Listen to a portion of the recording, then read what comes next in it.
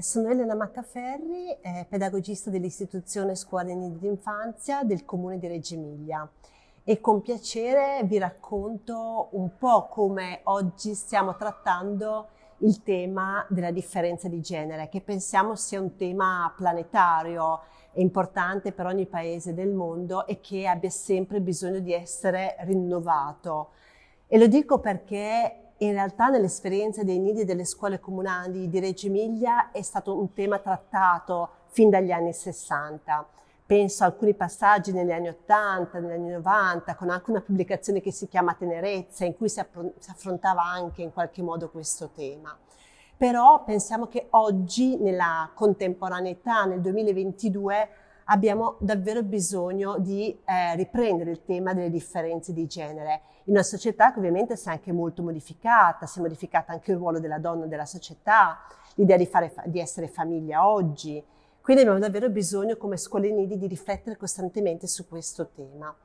E ormai 4-5 anni fa il Comune di Reggio Emilia ha messo insieme molti soggetti della città, tra cui l'istituzione Scuole Nidi, ma pensiamo anche all'ASL, che è il sistema sanitario locale, l'università, il carcere, tantissime realtà della città che hanno sottoscritto un protocollo d'intesa facendo parte di un tavolo che si chiama Tavolo di contrasto alla omotransnegatività e alla inclusione delle persone LGBT. Quindi un tavolo che chiede a tutti i soggetti della città di affrontare questo tema. Come Scuole Nidi, occupandoci dello 0-6 anni, stiamo affrontando questo tema soprattutto dal punto di vista delle differenze di genere, il maschile e il femminile, che costantemente sono così intrecciati nell'identità delle scuole, nell'identità di tutte le soggettività, bambini e adulti. Quindi con l'aiuto anche di alcuni consulenti esperti, in particolare nomino Margherita Graglia, psicologa, psicoterapeuta e sessuologa, abbiamo incominciato un vero e proprio percorso di formazione con le insegnanti dei nidi delle scuole, quindi coinvolgendo più nidi e più scuole, soprattutto inizialmente per avere uno sguardo critico su quanto i nostri contesti educativi, cosa dichiaravano i contesti educativi rispetto al genere, soprattutto come dire, dal punto di vista dei possibili stereotipi di genere che i nostri contesti potevano veicolare. Poi in realtà sappiamo che lo stereotipo in realtà per i bambini è anche un modo per conoscere il mondo, perché permette loro di costruire delle categorie. Il problema è quando queste categorie diventano fisse, rigide, e noi adulti li utilizziamo per organizzare il mondo. Quindi soprattutto abbiamo fatto un lavoro su di noi come insegnanti, pedagogisti, atelieristi, per vedere i contesti, per vedere i giochi dei bambini, per vedere i libri, per capire, leggere i bambini dell'oggi, ma soprattutto noi, se in qualche modo stavamo tradendo un'idea di bambino più larga, più inclusiva.